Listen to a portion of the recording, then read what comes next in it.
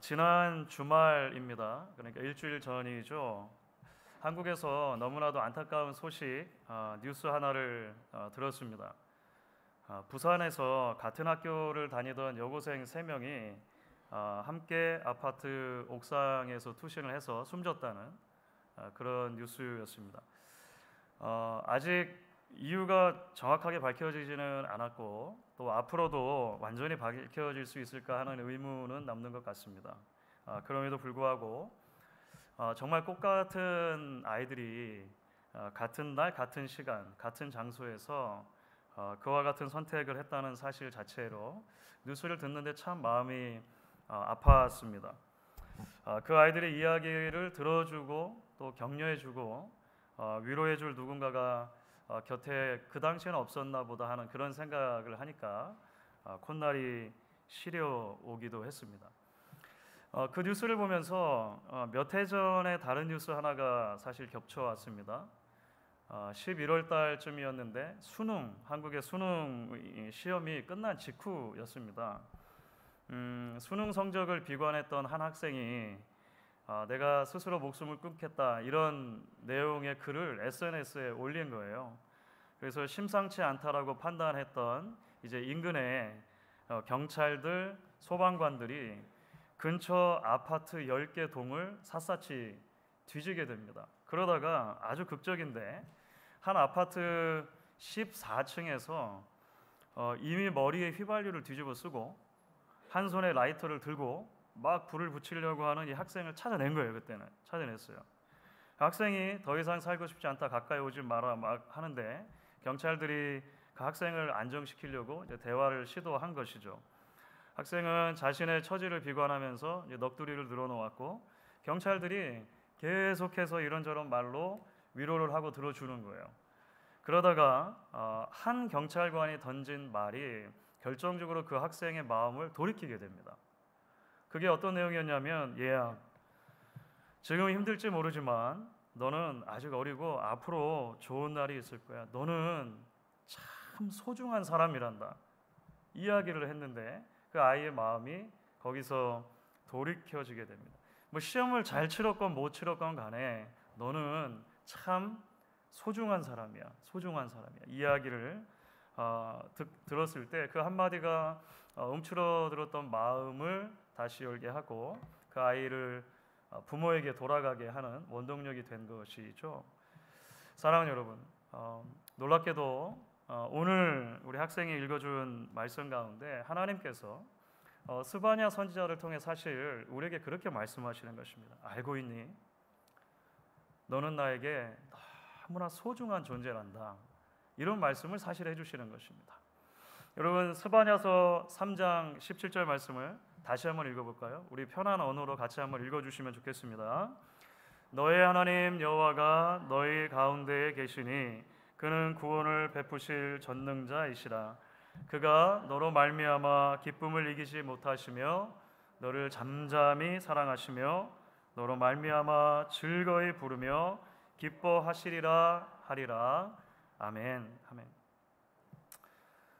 하나님께서 저와 여러분을 얼마나 사랑하시고 소중히 여겨주시는지 이 말씀에 고스란히 녹아 있습니다. 여러분 혹시 사랑에 빠진 사람을 보신 적 있습니까? 아마 여러분이 그런 위치에 있으셨을 수 있을 것 같아요. 혼자 있다가도 실실 웃죠. 혼자 있는데 가만히 아무 일도 없는데 실실 웃는 사람 보면 대부분 사랑에 빠진 거예요. 일하다가도 괜히 노래를 흥얼거리고 막 그러지 않습니까? 놀랍게도 스바냐 선지자가 지금 하나님을 그렇게 사랑에 빠진 모습인 것처럼 묘사를 하고 있다는 거죠. 우리를 구원해 주실 뿐만 아니라 우리가 너무 사랑스럽고 좋으셔서 생각만 하면, 그러니까 여러분 이름을 거기다 대입해 보셔도 좋습니다. 나를 생각만 하면 노래가 흥얼거려지니 기쁨을 주체를 못하시는 모습으로 하나님을 그립니다. 그런데 여러분 사실 생각해 보면 하나님이 우리를 그렇게 소중하게 여겨주시는 것이 우리가 완전하기 때문이 아니죠. 우리가 하나님의 사랑을 받을 만한 자격이 있어서도 아니고 하나님이 우리에게 출제하시는 시험에 늘 100점을 맞기 때문도 아닐 것입니다. 실제로 스바냐서는 그 배경이 스바냐가 살고 있었던 당시를 설명해 주는데요. 이스라엘 백성들이 얼마나 위태위태한 시기를 지내고 있었는지가 잘 드러납니다. 주변 강대국들끼리 서로 싸우느라 이 이스라엘 국가의 안보가 늘 불안한 상태에 사실은 있었습니다. 그 와중에서 정치는 정치대로, 종교는 종교대로 썩을 대로 썩은 굉장히 심각한 수준이었어요. 백성들은 백성들대로 하나님을 찾기보다, 회개하기보다 자기 마음대로 살고 범죄해요. 그래서 오늘 우리가 읽은 3장 17절이었는데요. 3장, 스바냐서 3장이 시작할 때 사실은 선지자의 이런 신랄한 고소가 이어집니다. 고발이 있어요. 그것이 스바냐 3장 1절 2절입니다. 이렇게 되어 있습니다. 패역하고 더러운 곳 포악한 그 성읍이 화 있을진저 그가 명령을 듣지 아니하며 교훈을 받지 아니하며 여호와를 의뢰하지 아니하며 자기 하나님에게 가까이 나가지 아니하였도다. 이게 이스라엘 백성들의 현재 지금 모습이라는 거예요. 심각하죠. 대단히 심각하죠. 그래서 이어지는 말씀을 보면 이런 고소가 있고 나서 심판의 메시지가 이어지는데 그게 9절 말씀입니다. 9절은 이렇게 되어 있습니다. 나 여호와가 말하노라. 그러므로 내가 일어나 벌할 날까지 너희는 나를 기다리라. 내가 뜻을 정하고 나의 분노와 모든 진노를 쏟으려고 여러 나라를 소집하며 왕국들을 모으리라. 온 땅이 나의 질투의 불에 소멸되리라. 너무나 무시무시하지 않습니까? 너무 한심한 이스라엘 모습이 있고 그래서 심판을 피해갈 수 없다라고 하는 하나님의 메시지가 있는데 그 메시지에 이어서 놀랍게도 하나님의 사랑의 노래, 그 사랑의 세레나데가 들려지는 거예요. 그럼에도 불구하고 하나님께서 끝까지 그들을 포기하지 않으시겠다는 거죠. 사랑하시겠다고 하는 거죠. 소중하다 말씀해 주시는 것입니다. 물론 범죄한 유다 백성들이 앞으로 때가 되면 심판을 받게 되긴 할 것입니다. 나를 뺏기는 일이 있게 될 거예요. 이민족에게 잡혀가는 일도 있을 것입니다. 그런데 그런 심판과 고난이 분명한 목적과 의도를 가지고 있다는 것이죠. 하나님의 백성들이 다시 하나님께로 돌아오도록 하는데 하나님의 마음이 있죠. 그래서 구원의 역사가 펼쳐지다 보면 실제로 하나님께서 말씀하신 그 때가 정말 찾아오는데 그 때가 아들을 보내시는 때로 찾아옵니다. 그 사랑의 결국은 자신의 가장 귀한 아들을 우리를 위해 보내주시는 것으로 나타나죠. 하나님께서 최종적으로 쏟아부어야 할 그 진노를 아들에게 쏟아부으시는 것입니다. 우리가 받아야 할 그 불의 심판을 아들이 받음으로 우리가 하나님의 자녀로 입양되어지는 놀라운 일이 있게 되는 것이죠. 뉴저지 남부에서 목회하시는 지인 목사님이 있으세요. 책을 굉장히 많이 읽고 그래서 북클럽 같은 것도 잘 하시는 그런 친구 목사님이신데 최근에 본인 학교 후배 한 목사님이 새로운 책을 썼다고 소개하는 글을 이제 인터넷에 올린 거예요. 그런데 그 책의 제목이 참 재밌습니다. 그 책의 제목이 사람 바보, 사람 바보. 사람 바보. 이게 무슨 의미냐면 이 저자가 개척교회 목사님이시거든요. 하나님을 사람 바보로 소개하는 거예요. 하나님이 사람 바보이시다 이렇게 말해요. 조금은 불경하게 들릴 수도 있잖아요. 도대체 어떤 의미로 이 표현이 사용됐을까요? 우리가 흔히 쓰는 표현으로는 아들 바보, 딸 바보를 생각하시면 딱 맞습니다. 아들 바보, 딸 바보. 여러분 자녀를 키우다 보면 우리가 아들 바보, 딸 바보가 되는 시점들이 있잖아요. 이때 바보라고 하는 표현은 자식을 향한 눈먼 사랑을 애둘러서 표현하는 것이죠. 정말로 바보가 아니라 그냥 눈먼 사랑에 빠졌다는 것입니다. 저자는 그처럼 하나님도 사람을 사랑하는데 눈머셨다는 거예요. 끝까지 사랑하신다는 거죠. 주인 인간을 사랑하시되 끝까지 사랑하시는 그 은혜가 오늘 우리도 역시 하나님 바보, 사람 바보, 사랑 바보로 부른다.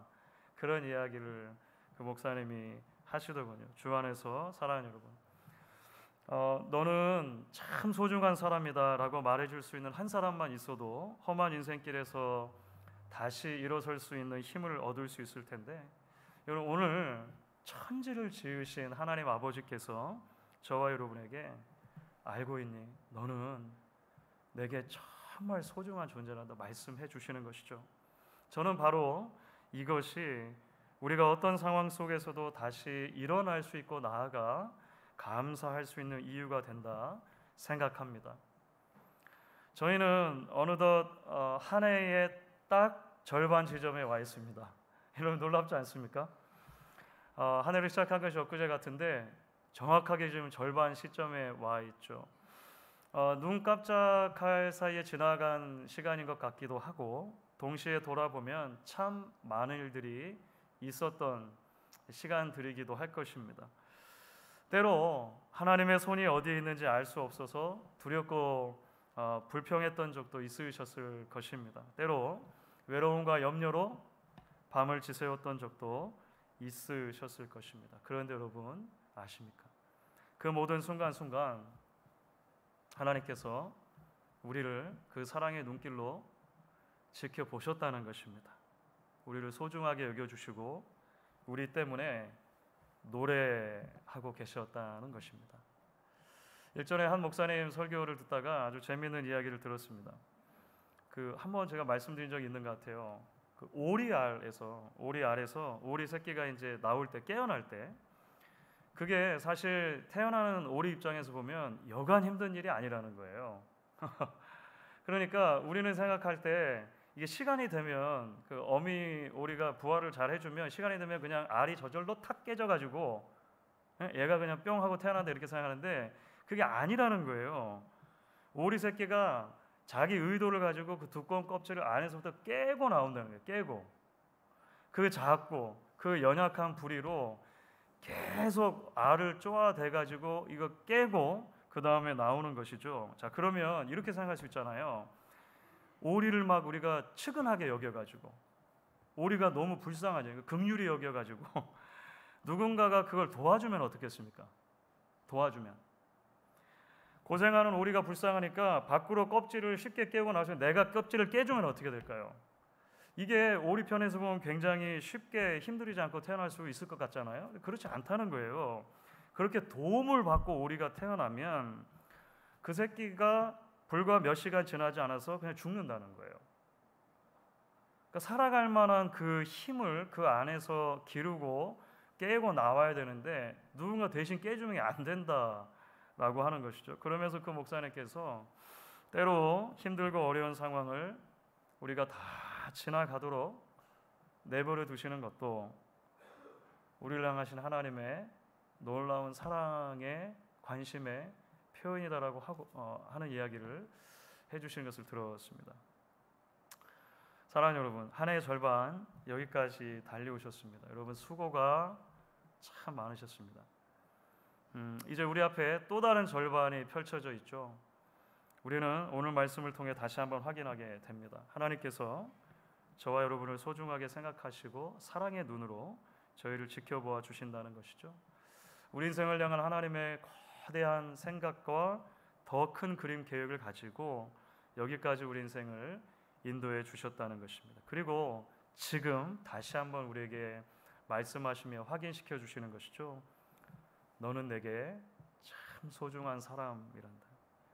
내가 너 때문에 얼마나 기뻐하는지를 늘 기억할 수 있으면 좋겠다 이야기하십니다. 오늘 이 아침에 우리 모두를 위한 이 하나님의 아름다운 세레나데에 다시 한번 귀 기울일 수 있으면 좋겠습니다. 그리고 그 하나님을 향한 우리 역시 부족하지만 우리 삶 전부를 통해 진실된 사랑의 노래 올려드리기를 결단할 수 있는 저와 여러분 되실 수 있기를 주의 이름으로 축원하겠습니다.